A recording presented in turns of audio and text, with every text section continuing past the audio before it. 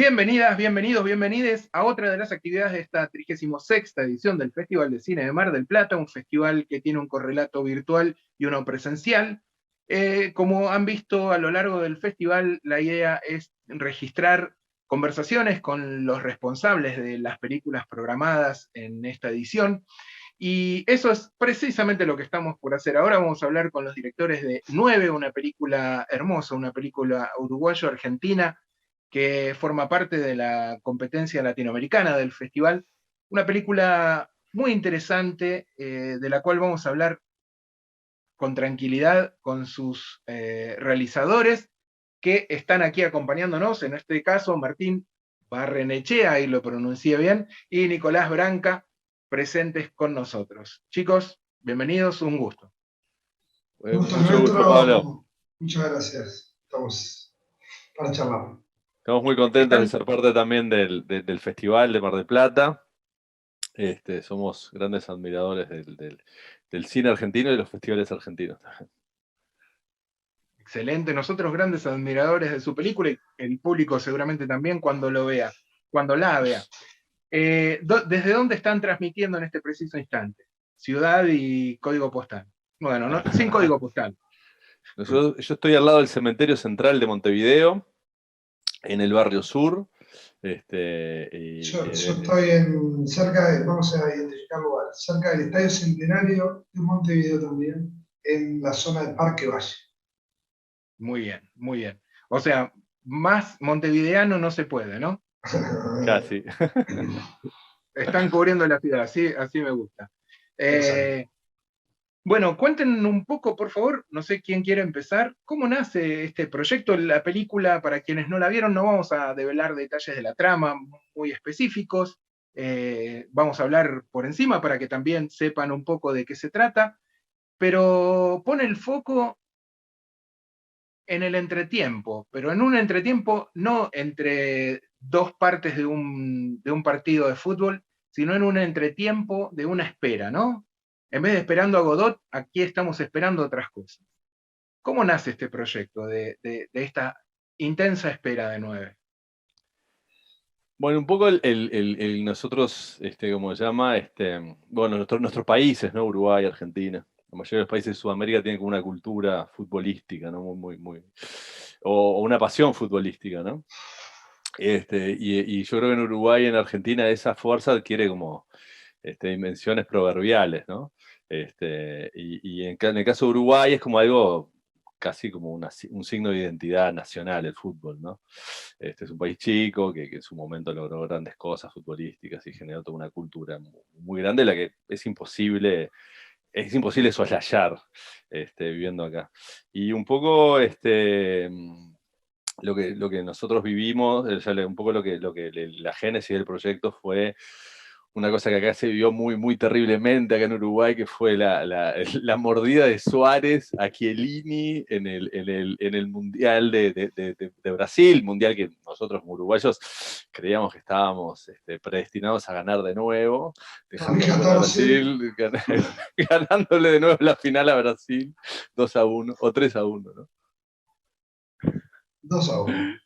Ahí va. Entonces, pues ocurrió eso con Suárez, que fue una mordida, fue una situación muy, un poco enrevesada, un poco confusa, que generó una especie como de locura, que mezclaba el fanatismo del fútbol con el nacionalismo y con algunas taras que de alguna forma son parte del mundo del fútbol, que está muy vinculado con el show business, con el espectáculo, ¿no? con los grandes medios. Entonces, yo me acuerdo que yo soy horrible jugando al fútbol, muy malo. Martín es un gran jugador de fútbol y es más del mundo del fútbol. Capaz él va a comentar un poquito más de eso.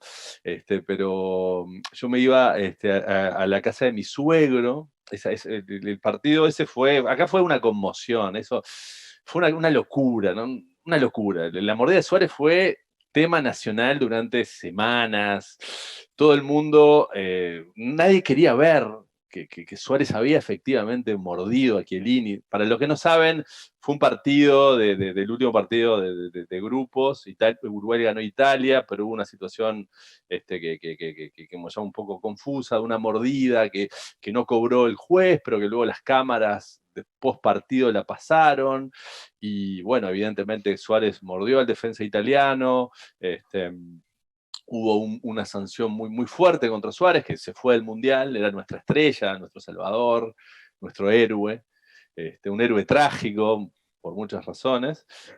Y bueno, todo el mundo, nadie quería ver, era una cosa de psicología social, nadie quería aceptar que Suárez había mordido a Chiellini con todas las cámaras mostrándotelo. Yo tampoco, y Martín tampoco, nadie, todos éramos parte de esa locura.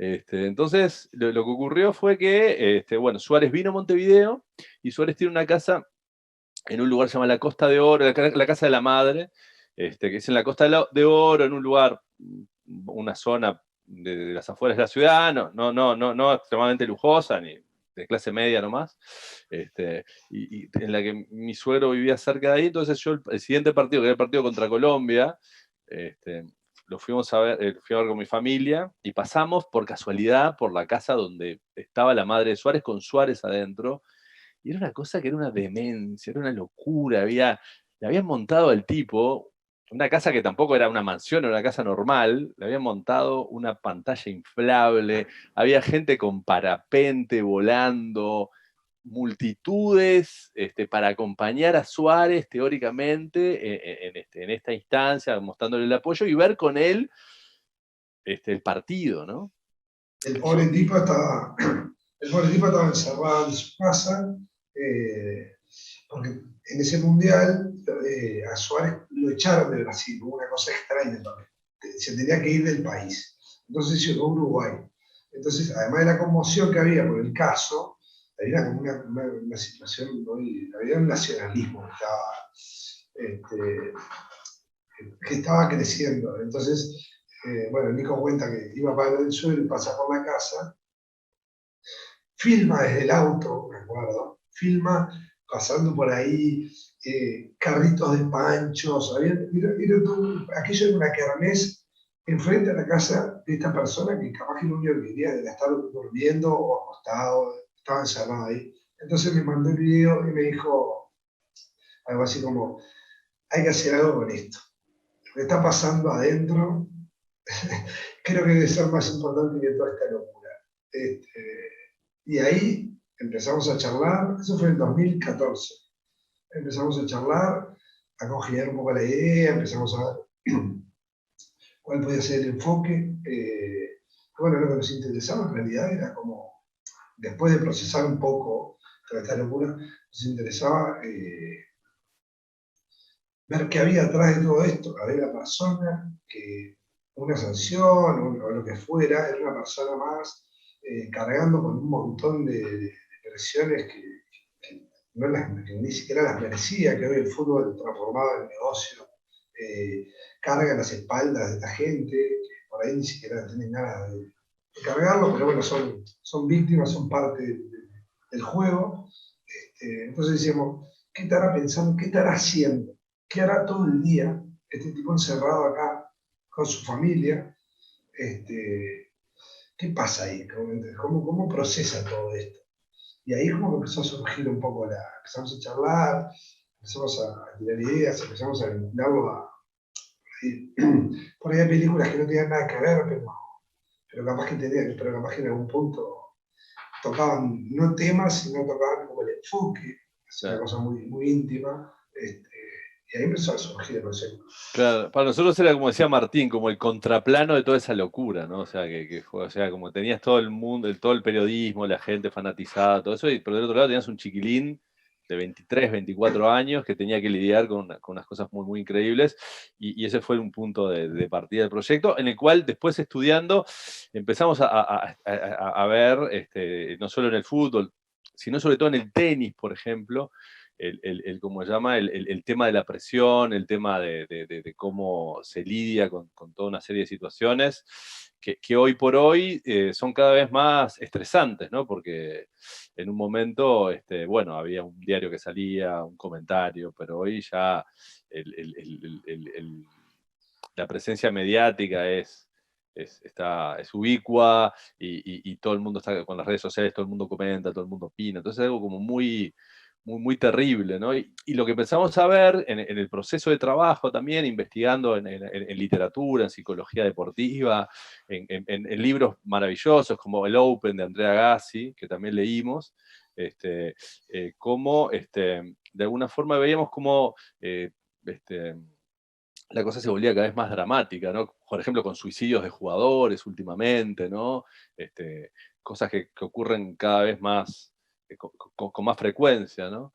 Nosotros a veces pensábamos un poco, ¿cómo se llama? Jactanciosamente, que estaba esa película de Nanni Moretti del Papa que había renunciado, ¿no? Y que luego ocurrió. Después Ratzinger efectivamente renunció. Esa Entonces película pensamos, premonitoria. exactamente, digo, Claro. cómo de alguna forma empezamos a ver cosas que estaban ocurriendo en la realidad, que nosotros nos imaginamos, que cuando en el proceso de laburo, el proceso de trabajo, como paralelamente veíamos que estaban pasando en el ambiente futbolístico, ¿no? Chiquilines que muy estresados, muy angustiados, ¿no? Toda esa cuestión. Ahí Bueno, surgió. en la película claramente lo que hacen es construir todo ese entorno que a la vez busca aislar y no puede evitar presionar, ¿no? El entorno, digamos, íntimo de relaciones familiares o de amistades, en esta cosa de ubicar al protagonista como el ganapán en el más terrible de los sentidos, y en esta tensión constante de no te enteres de las cosas, no dejes de entrenar, tomar las decisiones que te estamos diciendo, como toda una cosa ahí muy, Una muy singular manipulación. claro, Claro. ¿cómo hicieron para trabajar la psicología esa, ¿no? Primero, externa al personaje, ese entorno, y tuvieron asesoramiento de algún lado, fue un poco ver toda esta información que decían, como el libro de Agassi, etcétera. El padre de Agassi fue una fuente de inspiración que era casi extrema. No, en realidad empezamos a trabajar, de hecho, en algún momento había otro personaje. No, el padre no cargaba con todo, que en la película casi que lo carga. Había otro personaje que aparece en la película que es Claro. como un Porque está bueno representante. aclarar que el padre es un vínculo también, da cuenta, un vínculo entre el jugador de fútbol, que es una estrella muy joven, que está siendo un muy buen jugador, pero que está a punto de saltar a ser una mega estrella, y el padre, que es su manager también, y casi es su único vínculo familiar, y ahí se genera una relación como muy compleja, que es habitual, que se ve en el deporte, y que de alguna forma nos ayudó, como decía Martín, de focalizar, había otros vínculos, pero luego en el proceso de guión focalizamos mucho en la relación padre-hijo, que también nos daba como mucha riqueza, ¿no? Yo creo que, no sé, Martín, vos qué pensás, pero por ejemplo, hay un clima que se genera también, y acá hacemos otro link al tema de los barrios privados, ¿no? Porque en realidad él está como en un barrio privado. Y la otra pieza de la ¿cómo se llama? Del rompecabezas de esto, parece mentira lo que les voy a contar, pero hubo una reunión por trabajo que yo tuve con Cavani en un barrio privado que era desolador, y que también fue parte un poco como este clima, ¿no? Yo trabajo en comunicación y tuve una reunión con Cavani otra persona, y Cavani era ¿Por la película o por otro tema? No, por un tema de trabajo nomás, por un tema de trabajo. Yo trabajo en comunicación. Y también como ver ese mundo. Y yo creo que la locación, Martín, me parece que también es como que construye mucho, porque es una locación en un barrio privado donde el jugador se recluye, y que yo creo que es parte, como es el actor que no está en el reparto, ¿no?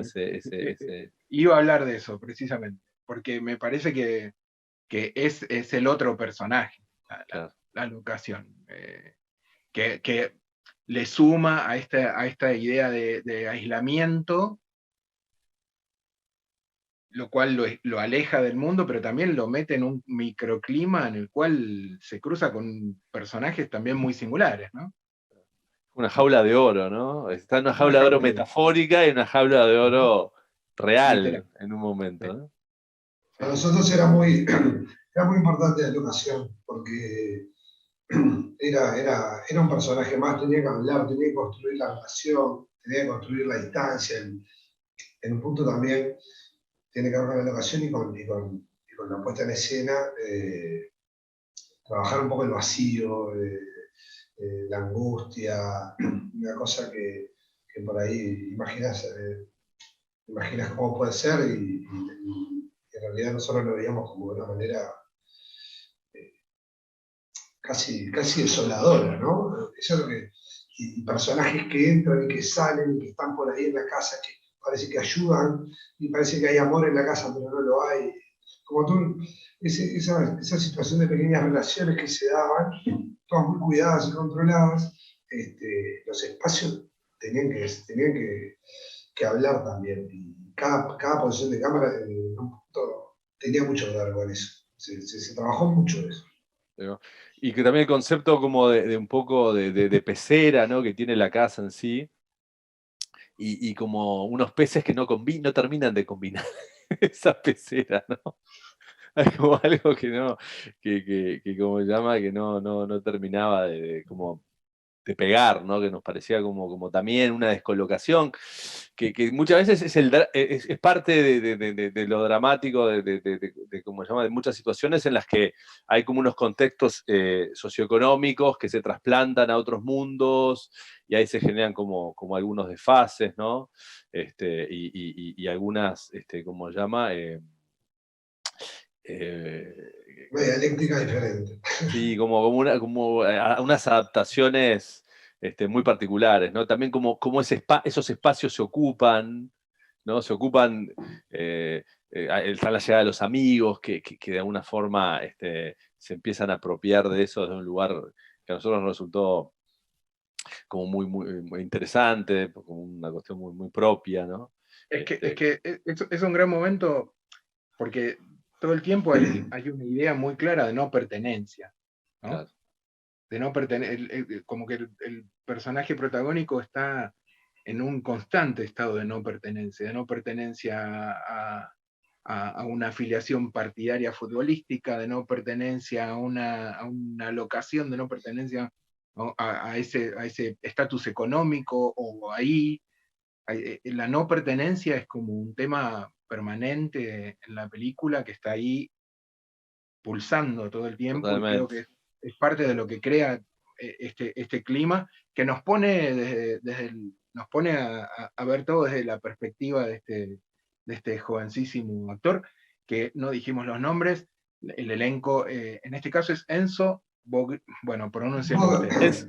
Enzo Bogrinchik o Bogrinchik, es Cristian, el padre es Rafa. Supremo, su actuación es realmente impresionante, un gran actor, ¿eh? Muy bien, un genio. Gran elección de casting. Rafael Spregelburg, que cumple el rol del padre, y Sofía Lara Morales, un interés romántico, si se quiere. Ahí va, exactamente. Pero acá hay una cosa que es interesante, Pablo, que es otra cosa que entró en la película, que en realidad la película tenía en el inicio tenía como un origen, una génesis de hacer algo como muy documental. Documental no, digo, muy contemplativo, ¿no? Algo incluso que no tuviera una narrativa convencional. De hecho, vimos mucho Elephant de Gus Van Sant y sobre todo Last Days de Gus Van Sant, que tenía como un cierto paralelismo por el pseudo, el proto Kurt Cobain de esa peli, y para nosotros era un poco esa la idea inicial, ¿no? Entonces, para nosotros era muy importante que el jugador fuera creíble, ¿no? Y nos encontramos con Enzo, que en realidad el padre fue jugador de fútbol, de la selección uruguaya y salió campeón juvenil con la selección uruguaya en Cannes, en el último, como se llama, título de la selección uruguaya juvenil que ganó en Europa. Así que era como un mundo en el que él conocía, ¿no? Y su novia, su novia, esta chica, Sofía Lara, es su novia en la vida real. Así que se generaron una serie de paralelismos que también nos permitieron, en el momento del rodaje, liberarnos un poco del guión y trabajar como en registros un poquito más abiertos, abrir el espacio a la improvisación.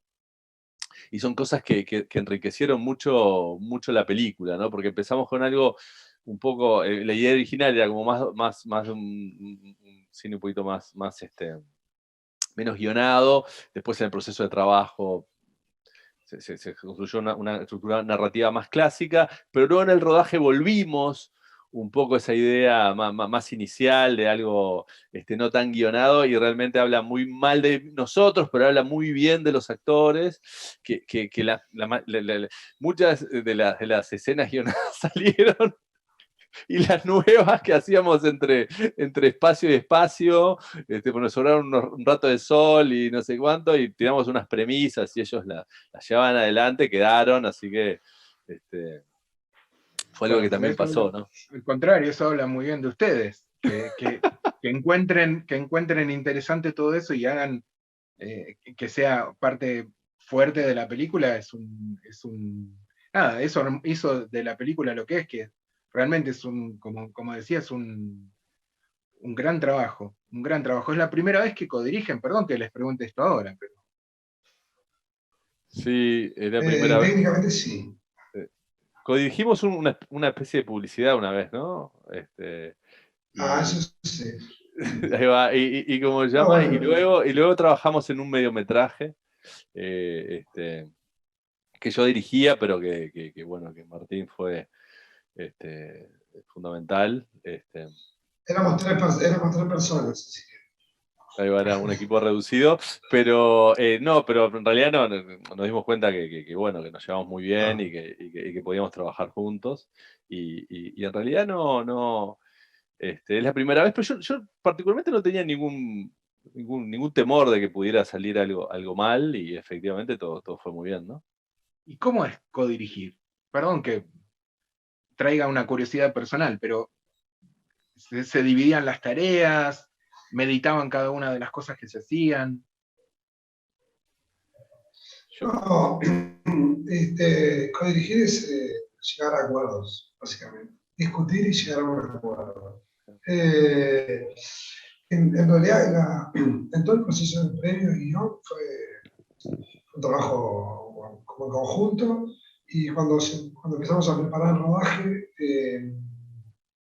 en realidad no fue un caso de que, bueno, Nico, vos encargate de los actores y yo de la cámara. Fuimos como llevándolo un poco juntos. Capaz que en el rodaje uno se interesaba más por algunas cosas puntuales, detallecitos de cómo salía la escena, y otro en la puesta, en la cámara. Pero en realidad fue como un trabajo bastante en conjunto. Tuvimos diferencias, pero no tuvimos grandes problemas. Tuvimos una ventaja, es que la película se filmó, tuvimos 4 semanas viviendo cerca de Punta del Este, como una especie de barrio privado, en un hotel.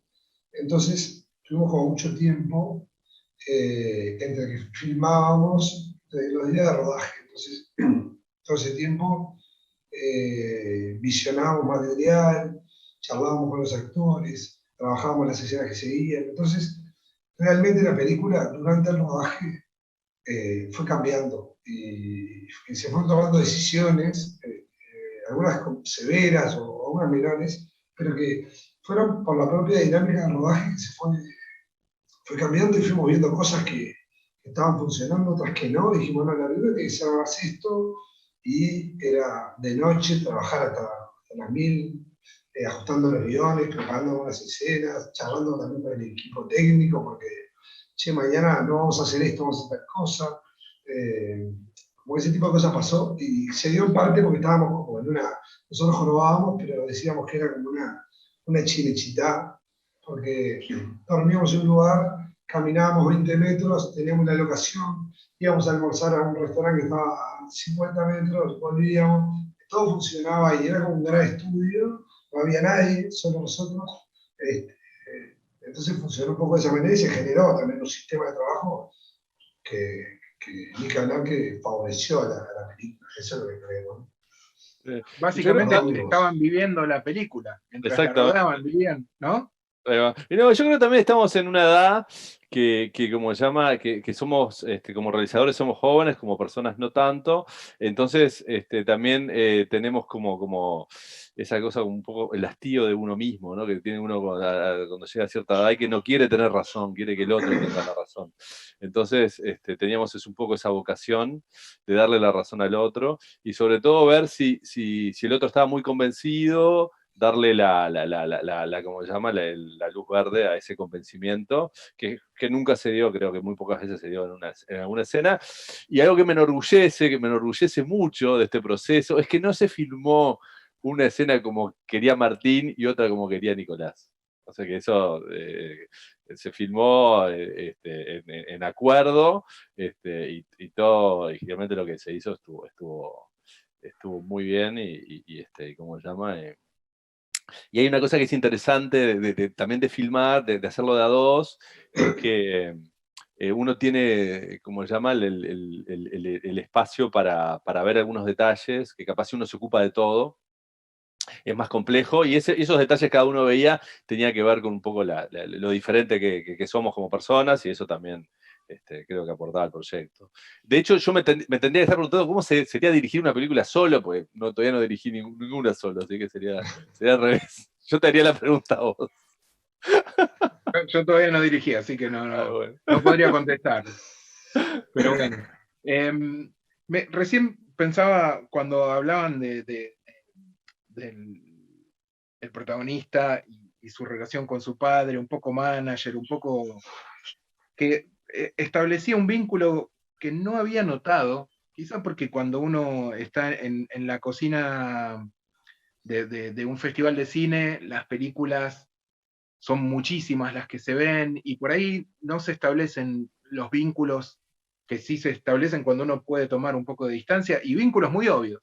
En esta edición estamos proyectando la película Rey Richard o King Richard, en la que Will Smith interpreta el rol de el padre de Venus y Serena Williams. Increíble. Que es un universo también muy interesante, les recomiendo que vean la película, es muy interesante porque es un caso muy famoso de un padre que también manejaba los destinos de sus hijas con una mano férrea singular, sí. ¿no? Sí. Pero con unos logros incomparables, ¿no? Venus y Serena Williams. Y precisamente lo que decían ustedes, ¿no? Que el mundo del tenis y esa cosa de exigencia, esta película, pero lo interesante que tiene esta película, a diferencia de 9, es que es el otro punto de vista. Claro. Es el punto de vista del padre. Claro. Y me parece que justamente sobre eso 9 gana muchísimo, porque buscan otro efecto desde otro lugar, y es todo lo contrario. La otra, estamos hablando de una película de Warner, con una producción robusta, con estrellas, con otros tiempos, otros ritmos. Casi diría que es el opuesto. La némesis. El opuesto exacto, es la némesis. Y son de alguna forma dos caras de una moneda, pero de otra son dos búsquedas tan opuestas que parece, lo que les decía, parece increíble que traten más o menos de cosas que están emparentadas, ¿no? Y creo que la clave de todo esto está en la construcción desde el lenguaje cinematográfico que ustedes hacen y que me parece que es una parte muy cuidada en la película. Eh, Habiendo pasado días después de verla, me seguían quedando en la cabeza y creo que eso habla muy bien de las películas. En una época como la actual, donde se ve mucho cine, hay mucha información y etcétera, que una película te quede y te queden sensaciones de lo visto, me parece que es la marca de que algo pasa ahí. Y creo que la Bueno, película de ustedes logra, digamos, una construcción de clima y de situación y que te ubica mucho y muy rápidamente dentro del punto de vista del protagonista. La cámara es otro personaje y las totalmente. elecciones que ustedes hacen en este caso. ¿Cómo trabajaron las puestas, los climas, o sea, esa construcción? Para mí, para nosotros conceptualmente, había un tema que era como que el personaje Enzo, Christian, no se movía. O sea, era el mundo que se movía alrededor, ¿no? Entonces había como toda una cuestión de que algo llevaban, ¿no? Nosotros cuando vimos las notas que se hacían a los futbolistas, y vuelvo a Cavani. ¿Te acordás, Martín? Que él hablaba de una entrevista, le hicieron que él es un tipo muy espiritual y muy. Cavani es un jugador, es un tipo muy particular, un tipo muy espiritual, muy sensible. Él decía: ustedes piensan que el jugador de fútbol es un tipo que vive la vida. Yo soy un tipo que sacrifiqué mi libertad. O sea, a mí me llevan a todos lados. Yo siempre estoy. Luego decía una metáfora muy increíble: yo siempre estoy adentro de algo. O estoy dentro de mi casa, o estoy dentro de un ómnibus, estoy dentro de un estadio, estoy dentro de un avión. Yo siempre estoy adentro de algo y me están llevando. Y eso es jodido, eso es jorobado. Entonces, la película yo creo que me parece que es sobre todo la película para nosotros es como un díptico, ¿no? Y esa primera parte que es muy estática muestra de alguna forma, acompaña a Christian en esa cosa de estar, como vos decías, ese no lugar, ¿no? En ese espacio como que no hay mucho para hacer, ¿no? Porque es ajeno y es anónimo, ¿no? Y es difícil reconocerse, identificarse. Entonces, la cámara está como quieta, como está quieta la vida de Christian, ¿no? Entonces las cosas pasan como alrededor. Y eso también es como, es una forma linda, eso nos permitió trabajar de un modo, para que a nosotros nos parece muy lindo, con Matías Lazarte, el director de fotografía, que es un genio, porque tenemos las ideas de los actores, y después las ideas del director de fotografía, y después vienen nuestras ideas. Así, en orden de resultado, ¿no? Y Matías aportó muchísimo desde su lugar. Entonces fue como también, como participó mucho de la actividad creativa. Y también es muy lindo pensar cómo se construye la escena, limitándonos, vos recién hablabas un poco de los recursos, ¿no? Limitándonos los recursos, decir, bueno, vamos a poner la cámara acá y vamos a tratar de hacer la mínima cantidad de posiciones, pero que, a ver, pero para lograr algo, ¿no? No por un esnovismo, sino porque que la puesta en escena, que las acciones, eso genere algo, ¿no? Que sobre todo está vinculado con el estatismo. Y después en una segunda parte, en la parte donde ya él conoce a la chica, a Sofía, ya ahí la cámara cambia, ¿no? También un poco cambia el clima, es como ese díptico. La verdad. Sí. Y también, en un momento hablábamos que vos mencionabas como de un entretiempo, decías que la película estaba como un entretiempo, no de un partido no futbolístico, sino de un momento de la vida. Y eso tiene, yo creo que ese lugar que nosotros quisimos construir, que es un tipo que, como decía Nicolás, lo llevaba para todos lados, es una vida que no para, porque van, viajan, suben, vienen, entrenan, descansan, comen, y él en un momento se encuentra con un impasse provocado por una sanción que ni sabemos bien qué es, que tampoco nos importa, pero eso le permite tienen que parar la vida un par de semanas. Y entonces la película llega en ese momento y aborda eso. Entonces, no solo es entretiempo que te puede permitir deprimirte hasta el fondo o empezar a pensar qué pasa con mi vida, cuál es mi vida. La cámara tenía que como trabajar eso y construir eso. Entonces por ahí esa puesta en escena, como decía Nicolás, como más estática, también tenía que ver con eso. Estamos en un momento que todo se paró. El personaje está quieto, está como en un pequeño limbo, y el registro tiene que acompañar eso. No puede ser, no puede querer decir más por ahí de lo que el personaje estaba sintiendo. Y eso va un poco cambiando, ¿no? Y de hecho, hay una escena que es la escena de los amigos del partido de fútbol, ese que es medio salvaje, que lo que menos hay es un partido de fútbol. Hay como un quiebre notorio, y porque también entendíamos que eso no era ni de él.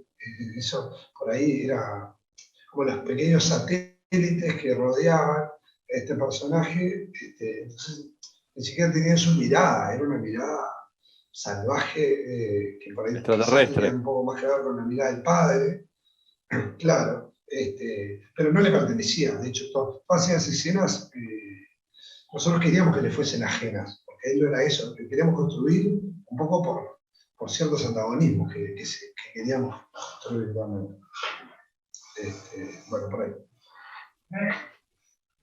Excelente, la verdad es que está buenísimo el resultado y está buenísimo también todo este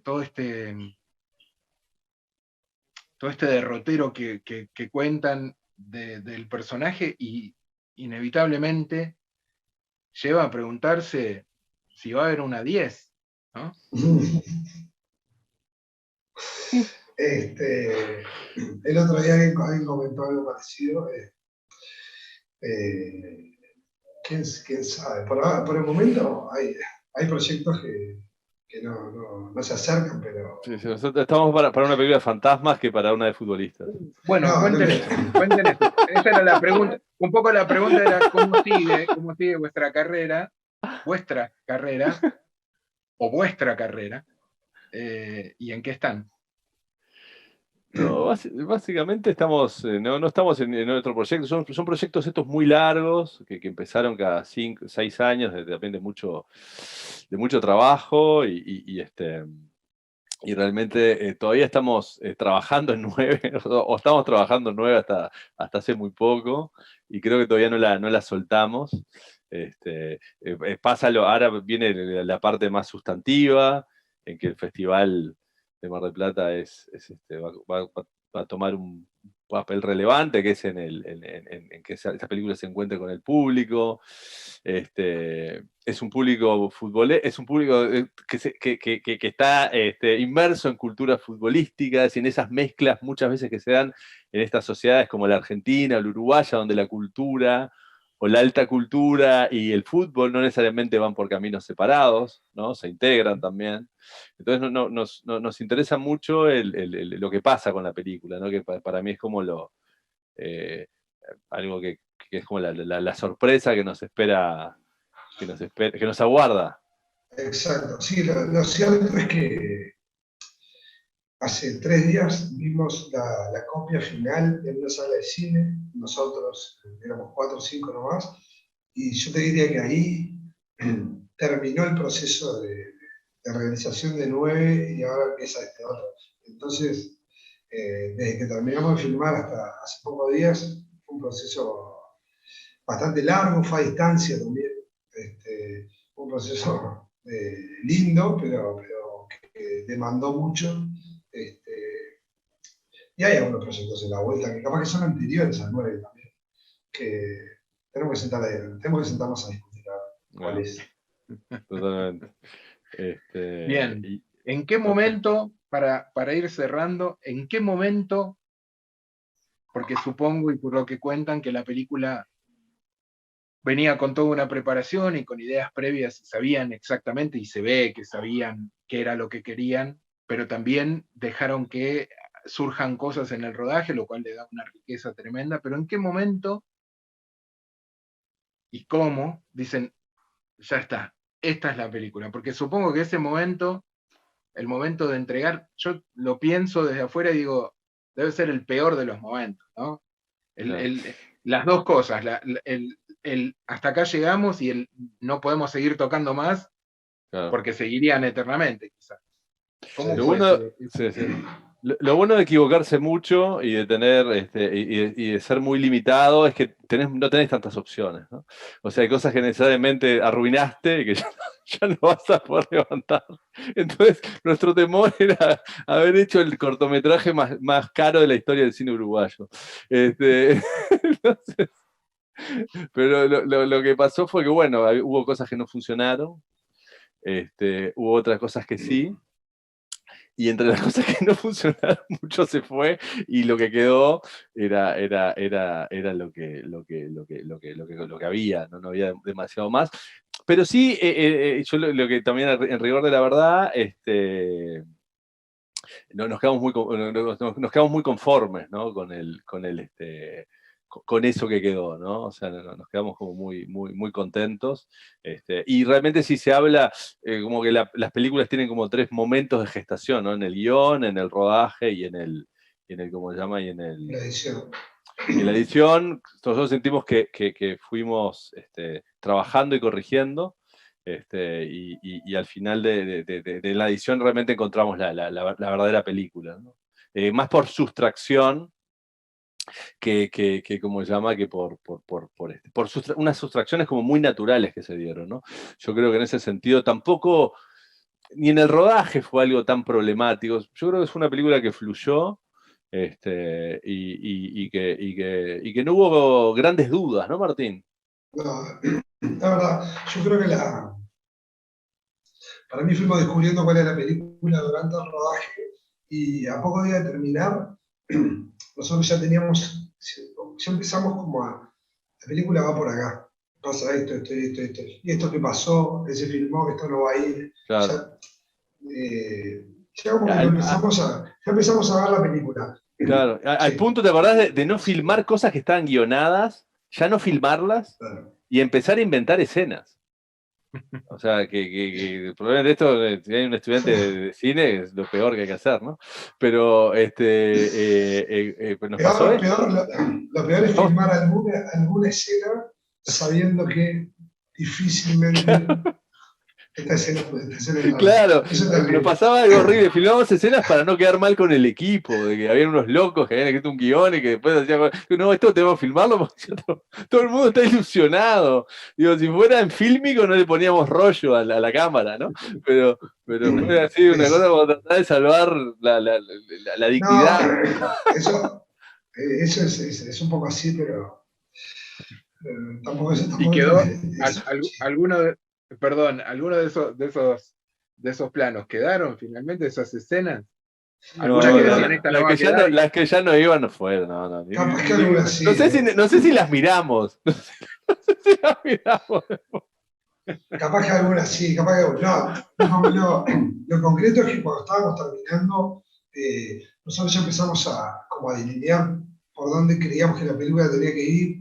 Cuando tuvimos las primeras charlas con la montajista, nosotros le planteamos, vas a ver un universo, cuando nosotros la película es así, en este orden.